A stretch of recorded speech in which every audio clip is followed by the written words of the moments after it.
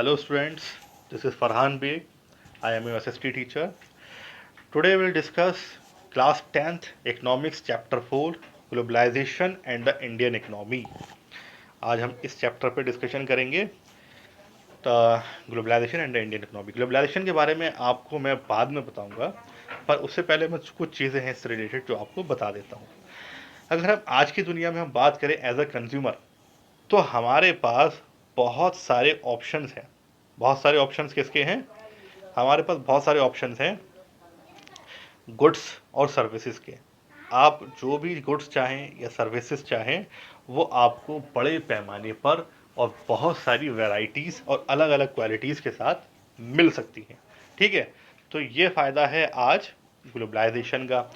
The latest models of digital cameras, चाहे हम digital cameras की बात करें, मोबाइल फ़ोन्स की बात करें या टेलीविज़न सेट्स की बात करें, तो आपको हर एक चीज़ मार्केट में कई सारे ऑप्शंस के साथ मिल सकती है।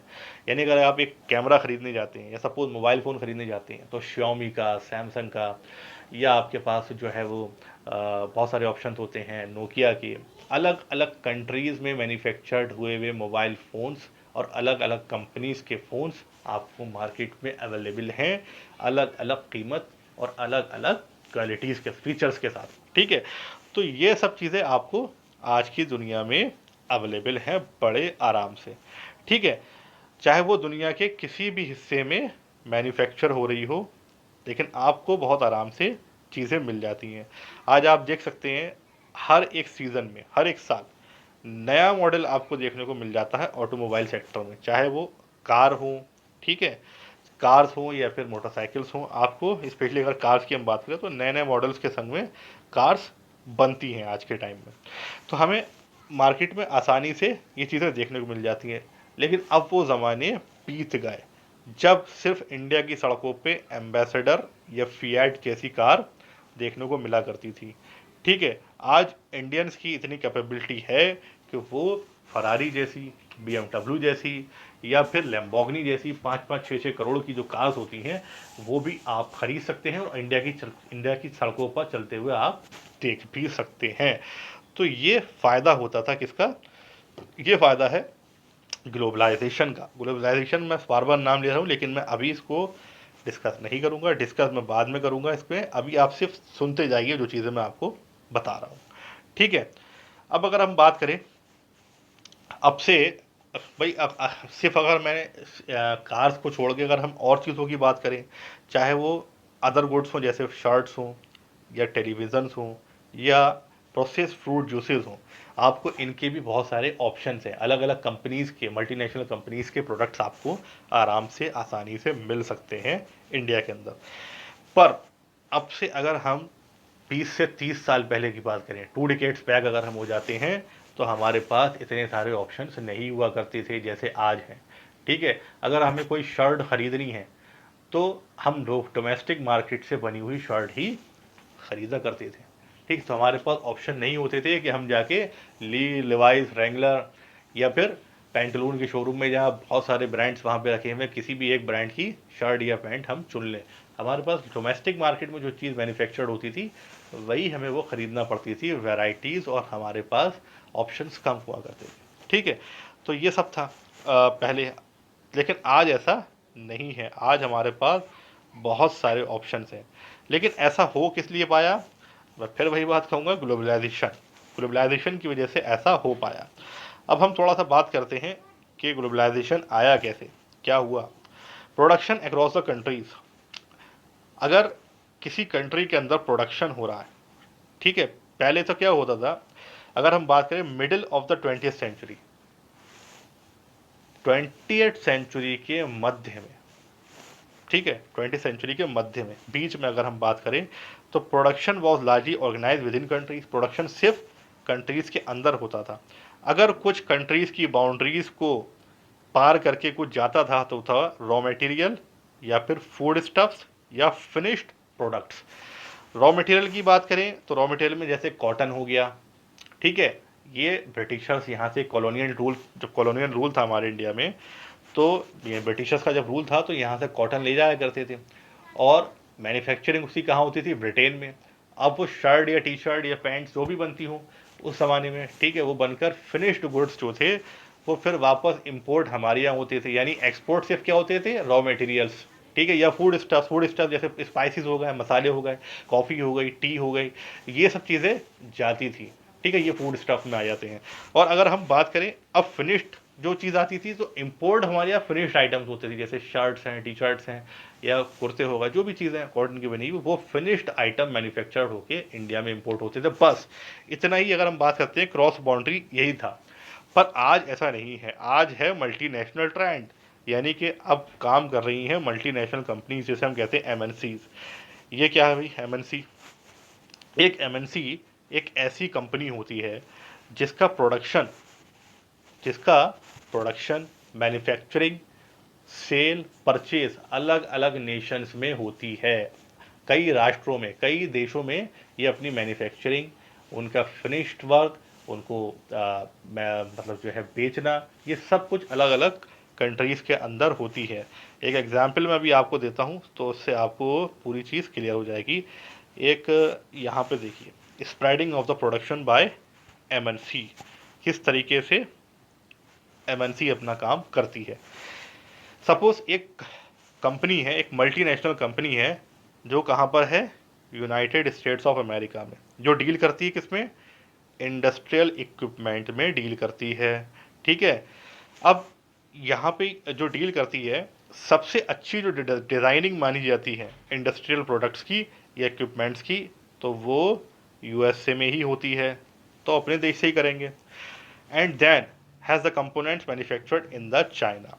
अब जो चीज़ डिज़ाइन हो गई है, उसको मैन्युफैक्चरिंग कहाँ करवा रहे हैं, चाइना में। ऐसा क्यों? क्योंकि चाइना में लेबर कॉस्ट जो है वो बहुत सस्ती पड़ती है, इंडिया के मुकाबले भी चाइना में लेबर कॉस्ट बहुत सस्ती है, ठीक है। इंडिया में लेबर कॉस्ट बहुत ज़्यादा हाई है। These are the shipped to these are shipped to Mexico and Eastern Europe, where the products are assembled and the finished products are sold all over the world. अब यहाँ पे क्या होता है, जो मैन्युफैक्चर चीज़ है वो चाइना से निकल के कहाँ जाती है, मैक्सिको और ईस्टर्न यूरोप में जाती है। अब यहाँ पर क्या होते हैं, अलग अलग तरीके के जो प्रोडक्ट्स होते हैं, जो अलग अलग जगह पे मैन्युफैक्चर्ड हुए। सपोज कोई चीज़ जो है वो चाइना में बनी है, चिप समझ लो, कोई कोई कंप्यूटर है तो उसकी कोई चिप है, या कोई सॉफ्टवेयर है, या कोई हार्डवेयर पार्ट है, या कोई की है, वो अलग अलग समझ लो, वेटिकन सिटी में कुछ बना है, कुछ उसका वेनेशिया में बना है, कुछ उसका इंडिया में बना है, ठीक है। तो सारी चीज़ें आके अब असेंबल्ड यानी कि गैदर्ड कराई जाएंगी मैक्सिको या फिर ईस्टर्न यूरोप के अंदर, और वहाँ पे असेंबल्ड करके एक बड़ा सा कंप्यूटर बन जाएगा, पर्सनल कंप्यूटर, पीसी बन जाएगा, उसको आप यूज़ कर सकते हैं, ठीक है। जब चीज़ बन के तैयार हो गई, फिनिश्ड हो गई, ठीक, तब वो क्या होगी, बिकेगी भी। अब बेचने के लिए भैया चाहिए कौन, सेल्समैन, एग्जीक्यूटिव, बिजनेस एग्जीक्यूटिव चाहिए। Meanwhile the companies customer care is carried out through call centres located in India. अब कंपनीज का जो कस्टमर केयर है वो कहाँ पर होता है, मोस्टली इंडिया के अंदर।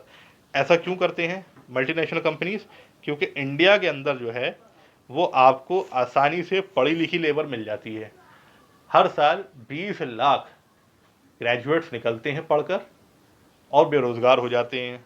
अब उसमें से कुछ बहुत ही फ्लुएंट इंग्लिश स्पीकर्स होते हैं, बहुत काबिल, तो उनके लिए ऑप्शन कहाँ बचता है, कॉल सेंटर्स में, ठीक। यहाँ पे आप देख सकते हैं, एक पिक्चर दे रखी है आपको, ठीक है, ये बेंगलोर में कॉल सेंटर है, इसकी पिक्चर देखिए, जहाँ टेलीकॉम फैसिलिटीज़ हैं, इंटरनेट फैसिलिटीज़ हैं, जिसके ज़रिए जो टेलीकॉम एग्जीक्यूटिव्स हैं यानी कि बिजनेस एग्जीक्यूटिव्स हैं, ये अलग अलग कंट्रीज़ में, जैसे ऑस्ट्रेलिया का प्रोसेस है या अमेरिका का प्रोसेस है, वहाँ के लिए अपनी अपनी चीज़ों को बेच रहे हैं, कस्टमर्स को कन्वेंस कर रहे हैं वहाँ की चीज़ें ख़रीदने के लिए। तो ये आपको एक पिक्चर यहाँ पे दे रखी है, ये देखिए, ठीक।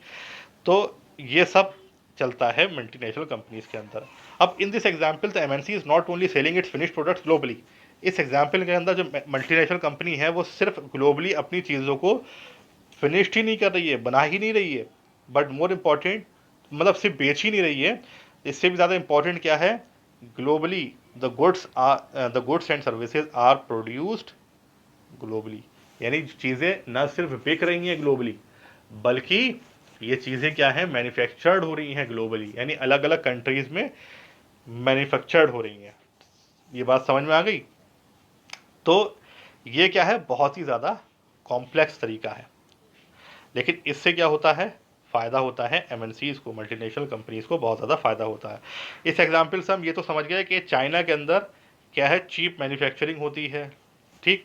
मैक्सिको एंड ईस्टर्न यूरोप को हमने क्यों चुना था इसमें, क्योंकि ईस्टर्न यूरोप और मैक्सिको के अंदर क्या है, बहुत जो मार्केट है, जैसे यूएसए जो है, मैक्सिको यूएसए के अंदर आता है, और ईस्टर्न यूरोप तो पूरा यूरोप के अंदर ही है, तो मैक्सिको से यूएसए करीब है, जिससे कि उन्हें ईजी एक्सेस मिल जाती है मार्केट के लिए, यानी कि बेचने के लिए। अगर आपको किसी ने ऑर्डर किया कि भाई सपोज मैं इंडिया से अगर कॉलिंग कर रहा हूँ, इंडिया में मैं एक कॉल सेंटर एग्जीक्यूटिव हूँ, मैं यहाँ से कॉलिंग कर रहा हूँ अमेरिका के किसी कैंडिडेट को, मतलब किसी कस्टमर को, कि आपको ये चीज़, कोई कंप्यूटर अगर मुझे उसको बेचना है, तो मैं उसको बता रहा हूँ कि उसके ये फीचर्स हैं, ये इसकी फैसिलिटीज़ हैं, ये एमिनिटीज़ हैं, ये सब चीज़ इसके अंदर है।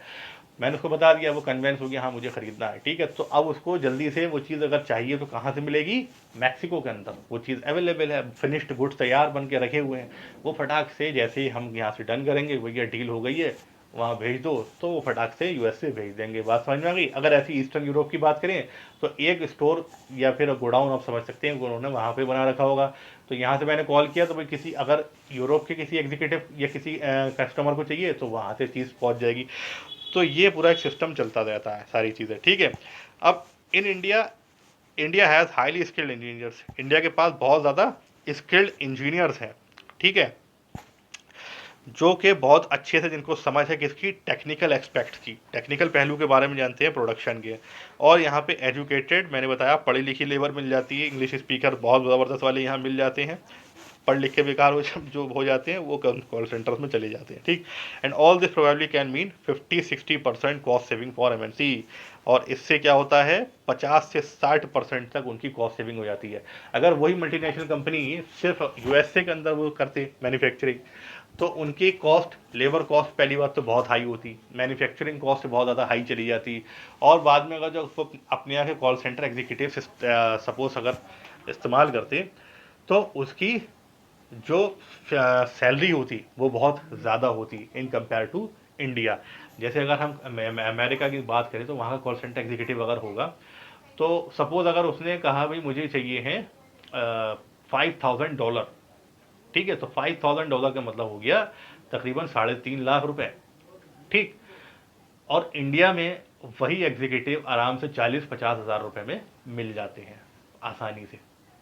तो यहाँ पे कॉस्ट सेविंग हो गई, ठीक है। तो इसलिए इनको ग्लोबली मैन्युफैक्चरिंग करवाने में और सर्विसेज प्रोवाइड करवाने में ज़्यादा फायदा होता है, तो कॉस्ट सेविंग हो जाती है 50 से 60%। जो चीज़ अगर पूरी तरीके से मैन्युफैक्चर होकर फिनिश्ड होकर बिकती अमेरिका में, तो वो अगर सपोज 100 रुपये की होती, तो ग्लोबली मैन्युफैक्चर कराने में जस्ट वो 40 रुपये की ही रह गई। तो ये बात आपको समझ में आ गई जो मैंने आपको समझाया, ठीक। तो ये चीज़ क्या है, ये फ़ायदा है मल्टीनेशनल कंपनीज का ग्लोबली डील करने में। और यही प्रोसेस क्या है, ग्लोबलाइजेशन कहलाता है, जो मैं आपको बताना चाह रहा था। यही चीज़ क्या है, ग्लोबलाइजेशन है, ठीक है। अभी ग्लोबलाइजेशन को हम नेक्स्ट अगले वाले टॉपिक्स में और अच्छे से पढ़ेंगे, ठीक है। अभी के लिए मैं इसको यहीं फिनिश कर रहा हूँ।